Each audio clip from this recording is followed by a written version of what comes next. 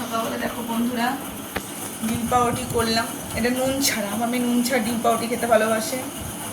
আর এই যে এটাও নুন ছাড়া, ছেলেও নুন ছাড়া ডিম পাউরুটি খায়। আমার একটা নুন দিয়ে করেছি, নুন দিয়ে, এই যে এটা নুন দিয়ে করা ডিম পাউরুটি খেতে ভালো লাগে।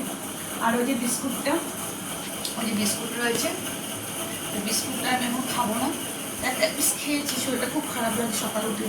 সেই একটু থোড় ভাজা ছিল, থোড় ভাজাটা একটু খেয়েছি, খাওয়ার পরে শরীরটা এত অসুস্থ লাগে এবং গলার মধ্যে বমি করে আসলাম। তারপরে করে এসে পর আমি খেতে ইচ্ছে করছিল না, বিস্কুট খাওয়াটা শরীর যেন বেটার লাগবে। ডিম পাউরুটি খাই, খাবো না ভেবেছিলাম, আমি এবার ডিম পাউরুটি খাওয়াবো, ভালো লাগবে। খেয়ে দিই কেমন হয়, অতিরিক্ত যদি গ্যাস হলে গ্যাসের ট্যাবলেট খেয়ে নেবো। এই নুন ছাড়া ডিম পাউরুটি দুটো, আর নুন দিয়ে ডিম পাউরুটি, এই সকালবেলা এখন আমাদের ব্রেকফাস্ট হচ্ছে।